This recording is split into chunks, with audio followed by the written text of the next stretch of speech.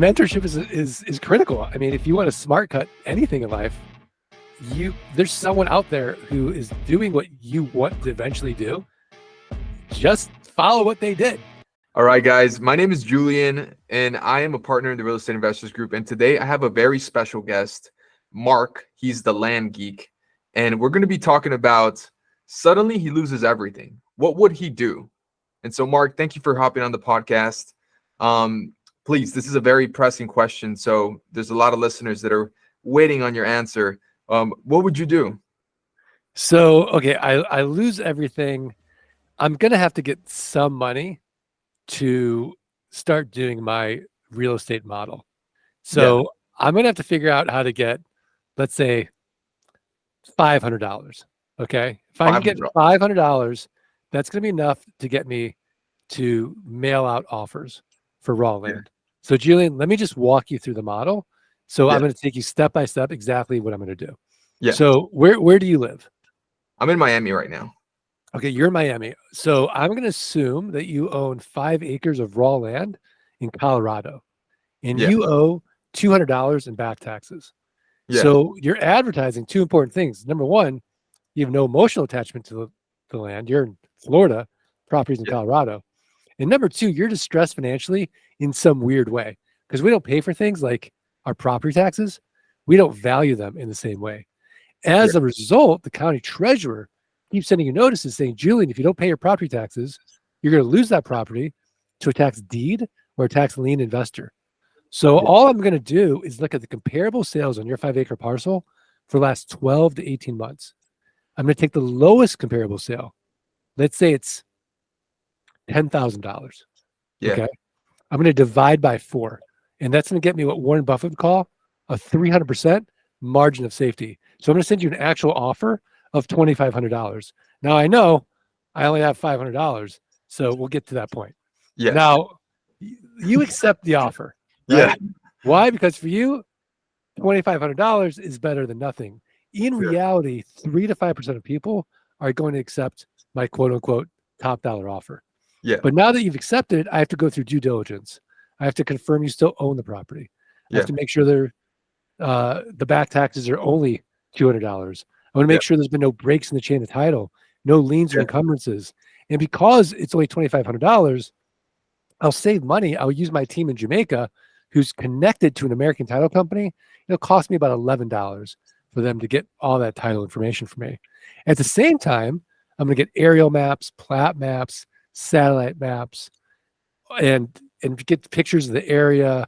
I'm going to get just everything that I'm going to need for due diligence. Concurrently, I'm creating my marketing package for my buyer. So now I'm going to send you I'm going to call you and say, Julian, I'm going to close in 30 days. It only took me a day to do my due diligence, but I'm going to say, look, I'm going to close in 30 days. You say, no problem. So now I'm going to send out neighbor letters. So I'm going to contact the neighbor, say, hey, I have this property. Do you want it?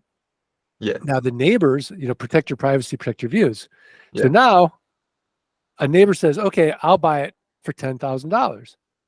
I say, great. All you need to do then is put $2,500 down. So they say, great. I'll finance the balance. No problem. Let's, I'll make it a car payment. I'll make it really easy for you. They say, great. So they give me $2,500. I take that $2,500, I pay you. Yeah. The $2,300, and I pay the treasurer the $200, so it's free and clear. Now I own the property, and now I set up a promissory note with my buyer, and now I'm getting this cash flow of, let's say, $200 a month, and now I do it again. Or maybe I get cash. Maybe they just pay $10,000 cash, and now I've got more capital to go and do it. But what's great about this model is that I've got a one-time sale. I've got recurring income every single month, but I don't have to deal with any renters, rehabs, renovations, or rodents. And because I'm not dealing with a tenant, I'm exempt from Dodd-Frank, RESPA, and the SAFE Act, all this onerous real estate legislation. So it's a simple game. Can I create enough land notes where my passive income exceeds my fixed expenses, and then I'm totally free? But if I was starting all over, I might have to adjust it a little bit where maybe I get a capital partner. Maybe I put things on a credit card to start doing that. So I have to be creative in ways I find the money, but no problem, because I'm telling somebody, hey, I'm making 300 to 1,000% Yeah. on this deal. Who's not going to go in on it? Now, another thing I could do is what I call land arbitrage. Yeah. So in our community, let's say that I sold a piece of property and you bought it, but after like 8 payments, you defaulted. Well, no problem, because we use a land contract. There's no costs of foreclosure. So I keep your down payment, I keep your monthly payments. It's lowered my cost basis to the point now I'm in a profit. So I can go to somebody and say, hey, do you have any land arbitrage transactions for me? And so that means I can control a piece of property for, say, $100 down, $100 a month. So now I've got 3 months to sell that property if I only have $500. So I can then flip that property and make a spread, because the market is, let's say, $300 down, $300 a month. So I'm making the spread of $200 without having to come out of pocket for, say, $5,000 or $10,000. Wow, you totally blew my mind. And so, if I understand correctly, you're going to be direct mailing people with the $500 that you have, which you'll get for someone else, or you'll work for them. And then once you have someone, you're going to offer them 25% of what their actual value of the property is from the lowest comparable. Correct. Then right after you have it under contract, then you're going to go out and send to the neighboring property owners. You're going to be telling them that you have this property for sale and if they want to buy it. And then at that point, they are going to either give you a full cash offer at the $10,000 price, that it's the lowest comparable, or they're going to give you, you're going to hold a note for them. So you're going to seller finance the land, which will bring in cash flow every month. Plus, they're going to have to put a 25% down payment, which is going to clear you from, from buying it from the original owner. And that is how you create money or cash flow out of thin air. Exactly. And then when you arbitrage the land, you're also direct mailing, or you're finding someone who has the land already under contract. Yeah. So I might go to my Facebook group, the official Land Geek Wealth Creation and Motivational group. There's a whole, there's 11,000 land people in there. Like, hey, who's got a land arbitrage deal for me? And someone will say, oh, I do. And then great, I can control a 5-acre parcel for $100. Yeah, that's great. And so they'll give you the contract, like the option to buy the contract for 3 months. Well, no, they'll actually, because I'm capital constrained, right? I only have 3 months before I default if I don't sell it. Yeah. So if I have capital, I'll have a note that is fine, but I'm making the spread on my sale. So because I'm starting with nothing. Yeah, gotcha. Okay, that makes sense. Okay, so you're just taking the deal that someone has and going finding a buyer, and you're making the spread. Right. Now, let's say, for example, the neighbors don't want that property. Okay, I'll go to Facebook, and I'll go to the Facebook marketplace, and I'll go to buy sell groups, and for nothing, I'll start marketing that property. Or I might go to Craigslist. So I'll go to these platforms where it's free to list the property. I'll make it irresistible with my pricing, $2,500 down to own this parcel, 5 acres. People are like, great, sign me up. Right? I mean, I've done this 6,000 times, and I've never been stuck with a piece of property. They all sell the right price. That's amazing. So 6,000 times. How long ago did you start this? So I started in 2000. I was a miserable, micromanaged 45-minute commute to work and back investment banker, specializing in mergers and acquisitions with private equity groups. And I hated it so much that I wouldn't get like the Sunday blues, anticipating Monday coming around, like the Friday blues, anticipating the weekend going by really fast and having to be back at work on Monday. So my firm hired this guy. He's telling me that as a side hustle, he's buying up raw land, pennies on the dollar at tax deed auctions. He's flipping them online, and he's making a 300% return on his money. And Julian, I'm looking at companies all day long, And a great company, great, has 15% EBITDA margins or free cash flow. Average company's 10%. I'm looking at companies all day long, less than 10%. So I don't believe him. I got $3,000 saved up for car repairs. I go to New Mexico with him. I do exactly what he tells me to do. I buy 10 half-acre parcels, an average price of $300 each. I flip them online. They all sell for an average price of $1,200 each. 300%, it worked. So I took all that money, went to another auction in Arizona, which is where I live. And again, this is 2000. There's no one in the room. I'm buying up lots and acreage for nothing. I sell all that land, and I made over $90,000 cash. So I go to my wife, who's pregnant. I said, honey, I'm going to quit my job and become a full-time land investor. She said, absolutely not. So I said, okay. So it took 18 months for the land investing income to exceed the investment banking income. And then I quit, and I've been doing it full-time ever since. That was 19 months, right? 18 months, yeah. 18 months. Okay, wow. That's quite, 2 years almost can really go by really fast. So someone can really change their life if they started doing this and they followed your advice, for example. Yeah, I mean, we have countless stories of people their lives have been changed, and they've solved not just their money problems, but they've also solved their time problems. Because the last thing I want anyone to do is build themselves another job. And that's what passive income does for you. It allows you to have that freedom to work when you want, where you want, and with whom you want, so you can then go on and live your best life. That is amazing. Yeah. I understand the difference between land investing and, for example, multifamily or retail investing, where you're essentially investing on the property, but you're really being an asset manager. And you can still have a property manager, but you still have to manage the property manager. So that's right. Yeah, I mean, that's a job. Yeah. Right? It's a job where this is more simple. Yeah. So you're just collecting basically the note income. Right. And then, 90% of this is automated with software on the front end, software on the back end, and inexpensive virtual assistants. Gotcha. Wow, that's amazing. And so tell us, since you started, what is the amount that you have been able to cash flow now where you're, netting just from your land business, for someone to understand, if I stick at this, how far can I go? I mean, we have a big portfolio. You do? So, yeah, I mean, It's it's substantial. So, I'd say it's 6 figures a month. 6 figures a month. Okay. Yeah. Okay. Higher than 6 figures, lower than 7 figures. Yeah. The portfolio is almost 8 figures. Gotcha.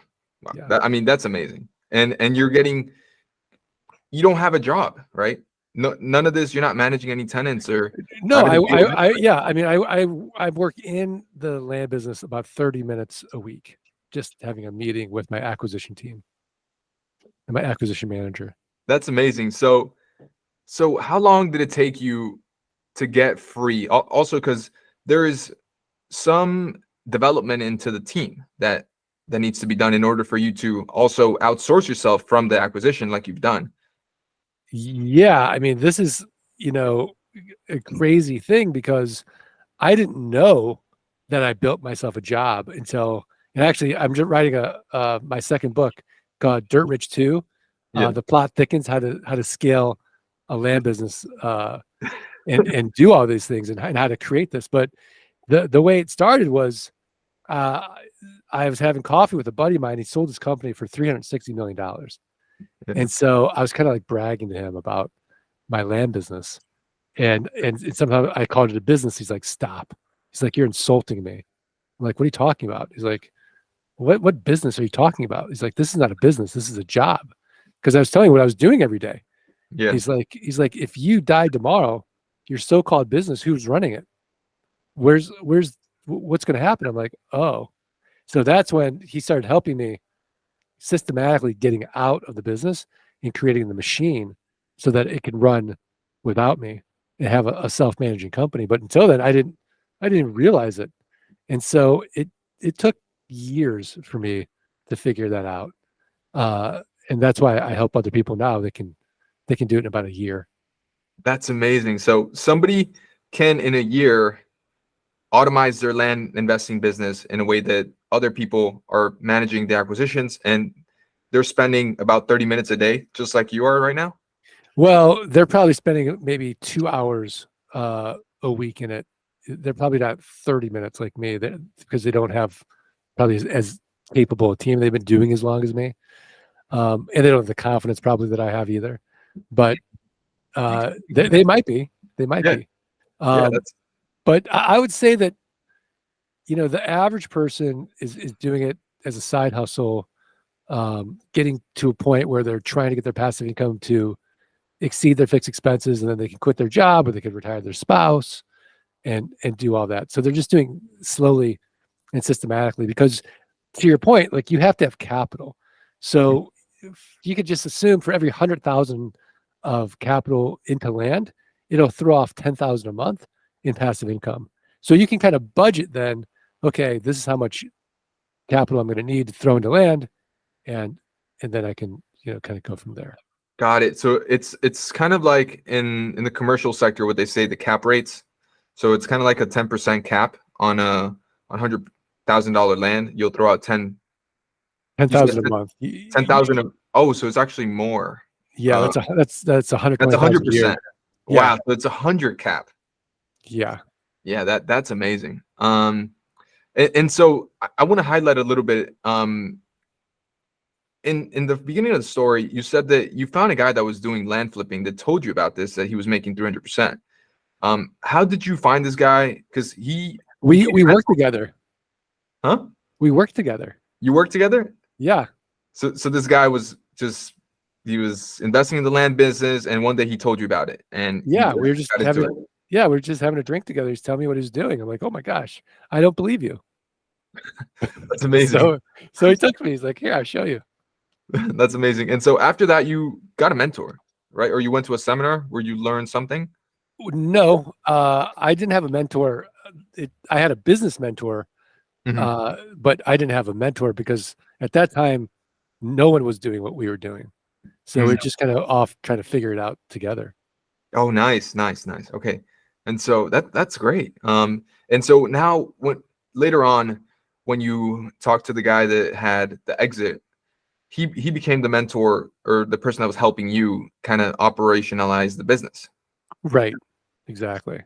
And so how important is that, to the people that are listening? Like, well, I mean, look, mentorship is critical. I mean, if you want to smart cut anything in life, there's someone out there who is doing what you want to eventually do. Just follow what they did. yeah. Right. Now, you've got to be careful of survivorship bias. But other than that, if what's working for them, they're not special, it could work for you as well. So especially in real estate, right, where it's really just, I think real estate's just about grit and relationships and just sticking with it long enough. I mean, there's that great Zig Ziglar quote: if you'll do for the next 3 to 5 years what other people won't do, you'll be able to do for the rest of your life what other people can't do. So I think it's just a matter of having the grit, the frustration tolerance to learn a new skill, but don't reinvent the wheel.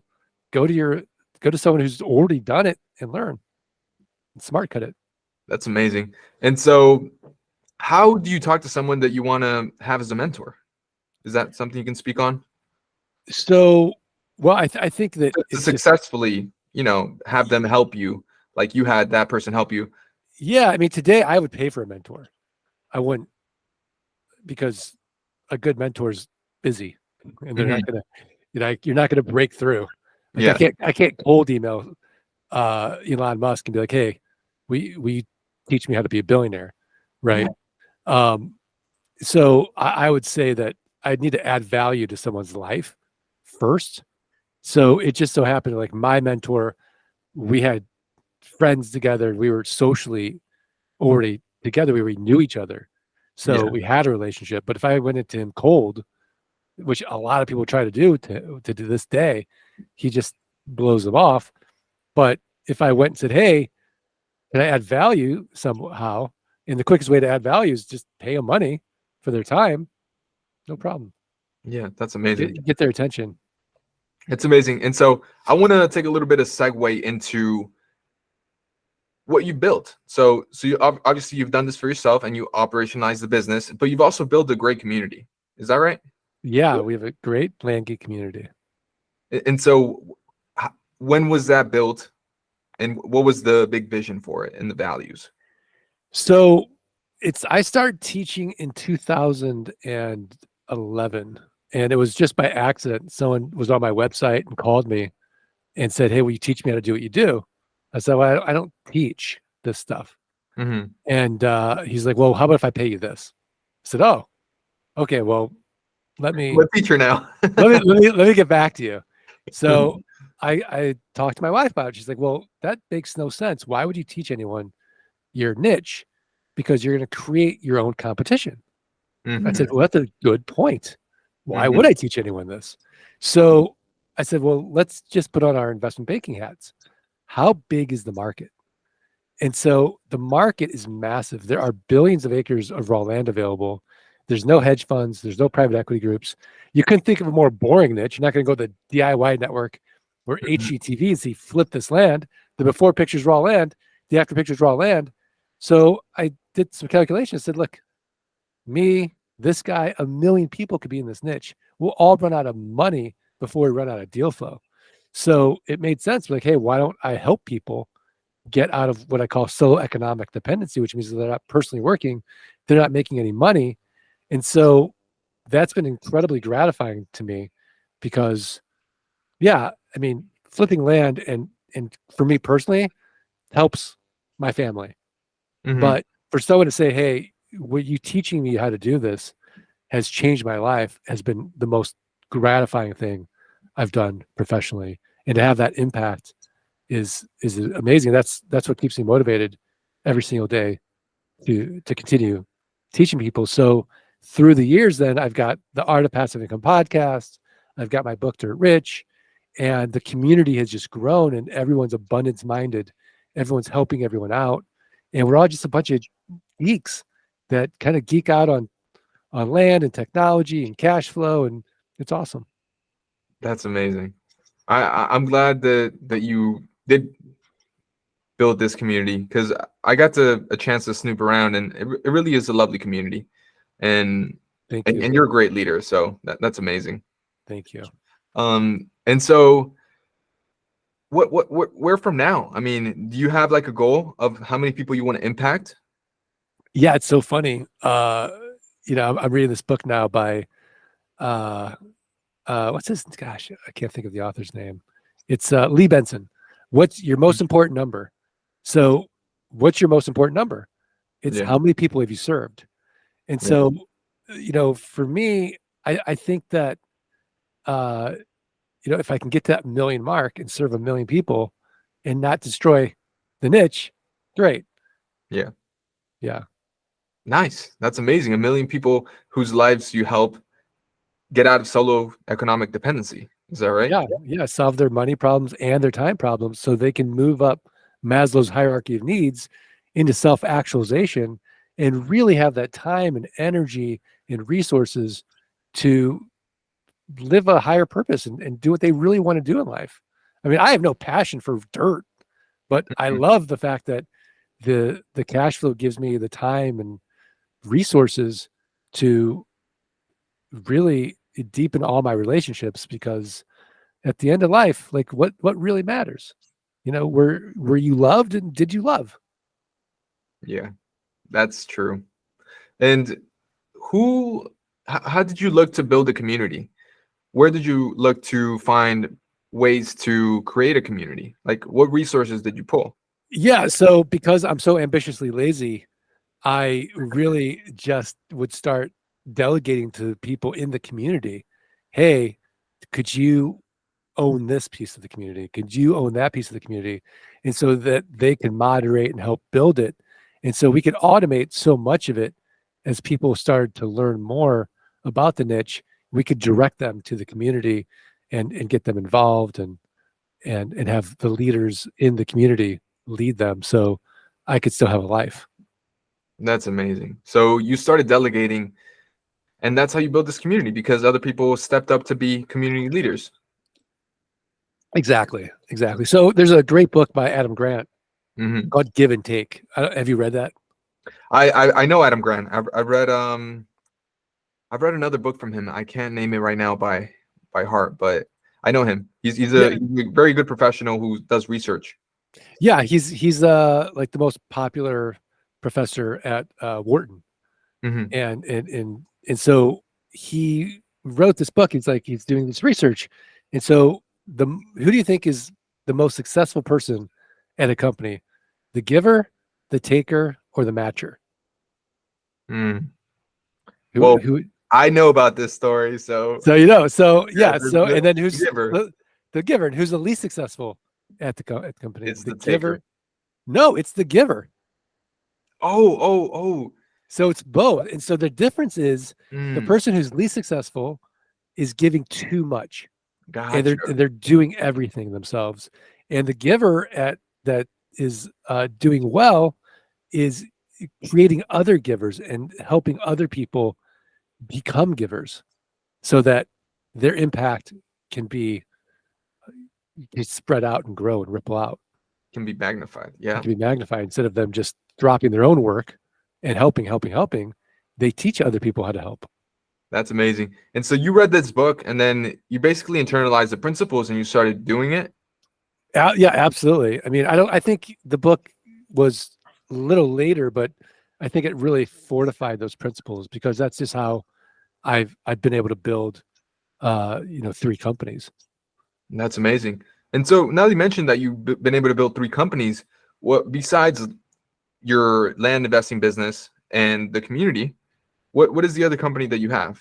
So the other company is geekpay.io. It's a software company that it helps people create a set and forget it payment system.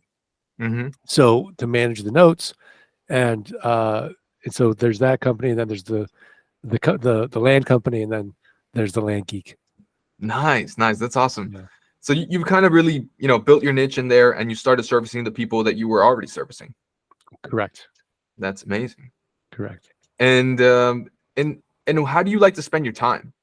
Not that you've achieved, being able to have this cash flow coming in monthly, and plus like your own community, and what is it that you enjoy doing? Like now, So yeah, I'm traveling the world. So I've been to Bali and Vietnam. I've been to South Africa, Zimbabwe, Zambia. Uh, I'm going to Hawaii in a few weeks. Uh, I'm going to Europe with my parents for their 80th in October.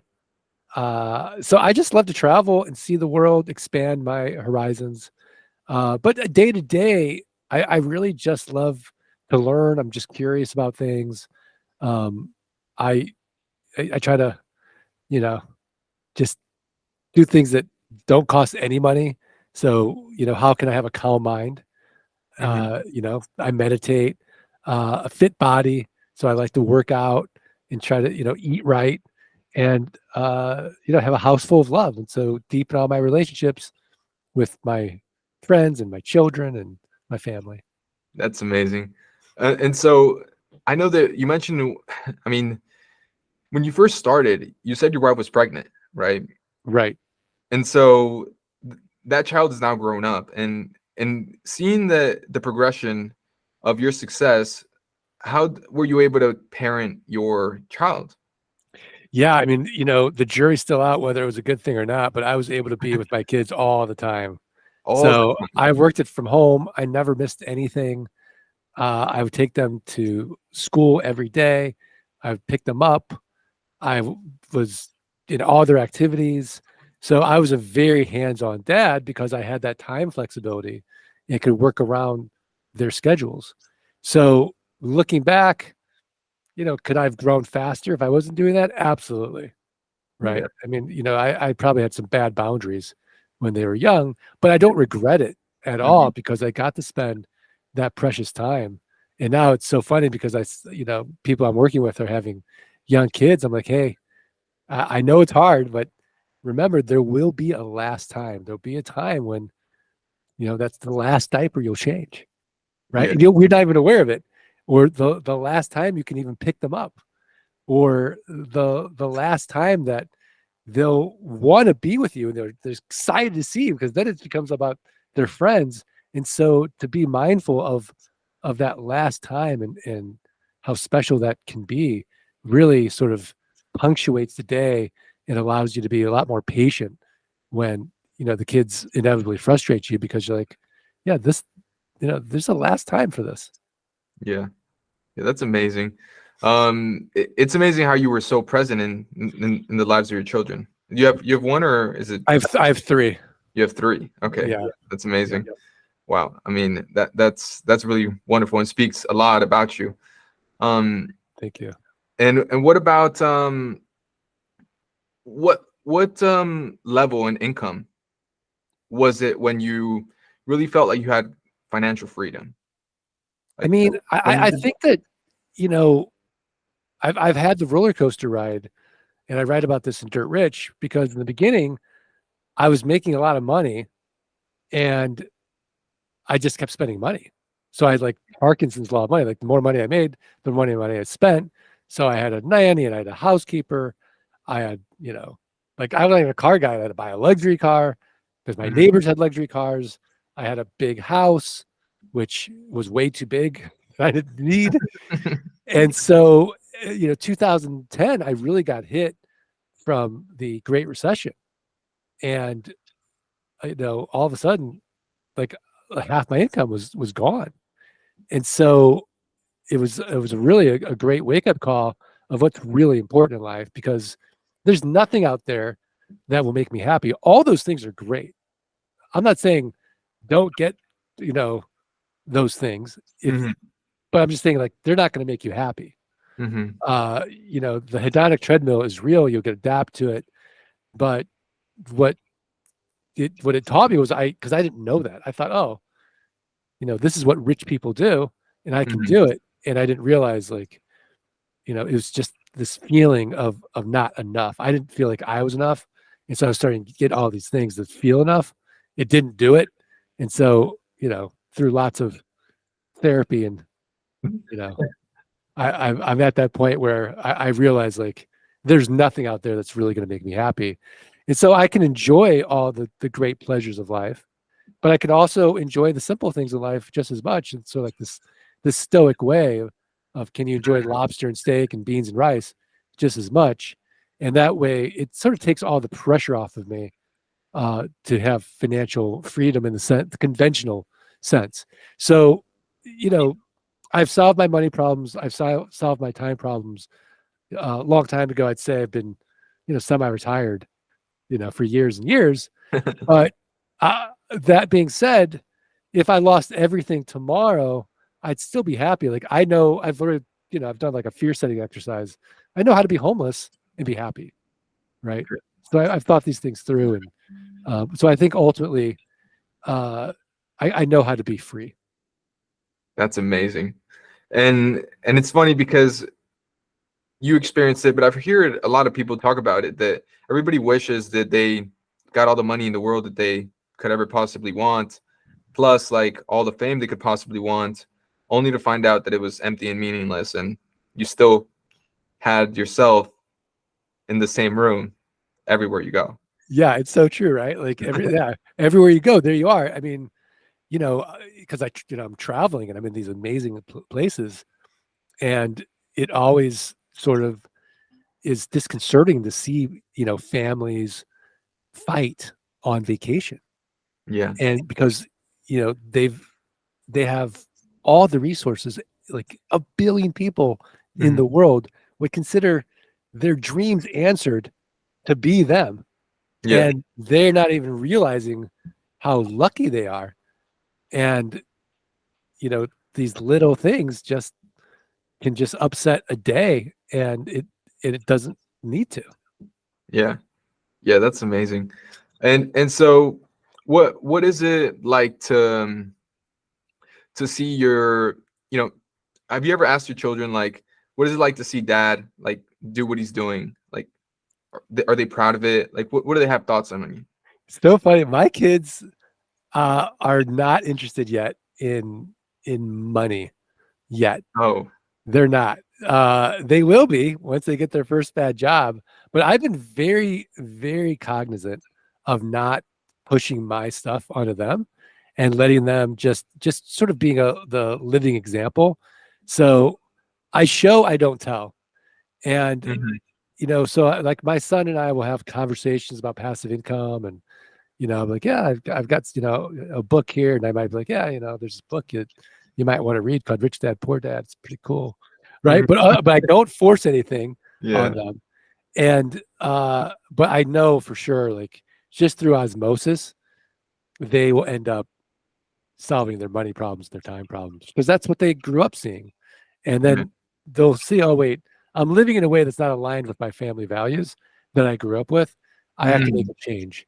So I think because they're still, they're at that, they're 22, 20, and 18, right? Yeah. They're trying to find their own way. And so whatever dad's doing is not that cool. Yeah, they just don't know yet. They don't know yet. But they will. They will. And so, are they interested in land business? In land? No, Not at all. no, They know not at about all. it. They know about it, but they are not interested. Okay. They want to make their own way. They are. Okay. Makes sense. Yeah. That's interesting. Very interesting. And so, tell me, you have a lot of students, right? Do you have, one or two stories that highlight kind of the success stories of one of your students that could be also could also happen to someone else? Yeah, I mean, I love the story about Roberto Chavez. He was in El Paso as a corporate attorney, and he didn't love it. And Mhm. so he started working his land business part-time with our mentorship. And his first year, he got to 10,000 a month in passive income. And he started seeing, oh my gosh, this is a path out. His second year, he got to 18,000 a month passive income. I think the Mhm. third year, he was over 25,000. At that point, he's like, hey, I've replaced my income. So he Yeah. went down from 5 days to 3 days. And one day he'd just do whatever he wanted to do. The other day he'd spend time with his dad on his ranch. And then his fourth year, he was over 30,000 or 1,000 a month in passive income. And he quit. And now he's over 40,000 a month passive income. He's married. He's got a baby on the way. They travel, and he can just live his best life. He works when he wants, where he wants, and with whom he wants. That's amazing. And so, Yeah. So he's in his 30s and he's retired. yeah. And also as a corporate lawyer, I mean, the hours are long, aren't they? The hours are long. It's grueling work. It's also, you don't get to pick your clients, Hmm. right? For the most part, if you're at a firm, here's your client, here's your work, go do the work. Hmm. So Yeah. there's not, so I think human beings want autonomy. And that's what, I think what you and I do is we help people see that real estate is that vehicle to autonomy. Yeah. Yeah, definitely. And that's my point of view too. Um, and as a corporate lawyer, I mean, he was still able to get $10,000 a month in his first year. So, I mean, the time that he spent on it must have been, very limited. Like, definitely not someone that was pursuing it full time. No, he wasn't doing it full time. He just really was, really focused, because that's what it takes. He would work, he would create his systems and his processes and get the people, because he had limited time, and he had the capital because Hmm. he had a good job, so he could really accelerate it. Other people, their first year, maybe they get to 5,000 a month because they only have $50,000 to invest in the land. Hmm. So it just depends on those people, but in time, it just keeps compounding and growing, and people can really, grow their land businesses into something, substantial. That's amazing. Yeah, I think the biggest takeaway here is just kind of the time freedom that someone can have, and the financial freedom that someone can have if they stick at it 5 to 10 years. Really, someone can really make a really good life out of it. And a lot of people argue that you're not supposed to work all the time, especially like once you get a family. Those moments with the family are very treasurable, and some people value them much more than actually working at their job. And so that allows someone to be able to have that kind of lifestyle, which you achieved, and you help people get to. Yeah, absolutely. I mean, I think just having the option to do what lights you up in life is invaluable. And there are people in our community that they love their job, and I would never tell them they should quit their job because they love it. There's other people that are our coaching clients, and I've got one guy, he loves doing the intake and talking to the sellers, where we always like hire an intake manager and save time and have the CEO mindset, but he loves it. So who am I to judge, right? Yeah, of course. Yeah. So, I think it's just ultimately having the choices to do what you love in all of the spheres of life, and just having the time to do it. Yeah, that's amazing. And so I think this is it's been a great conversation. And I think we're getting ready to wrap up. Where can people find you? So I think the best place to go is thelandgeek.com, thelandgeek.com. And I've got the Dirt Rich book. I can give you a link to that. So it's a free book, but you just got to pay for the shipping. So if you got $9.99 for shipping, you get the book. Okay, that's awesome. And are you in social media? Can people find you there? Yeah, I'm all over. I mean, if you Google The Land Geek, I've got YouTube, The Land Geek, Instagram, The Land Geek, Twitter, The Land Geek. I'm The Land Geek. So you're The Land Geek. You can find me there. Yeah. Amazing. I've got the Art of Passive Income podcast. Yeah. Is people like that as well. Yeah, that's amazing. Okay. So I think everybody got some real good value from this conversation.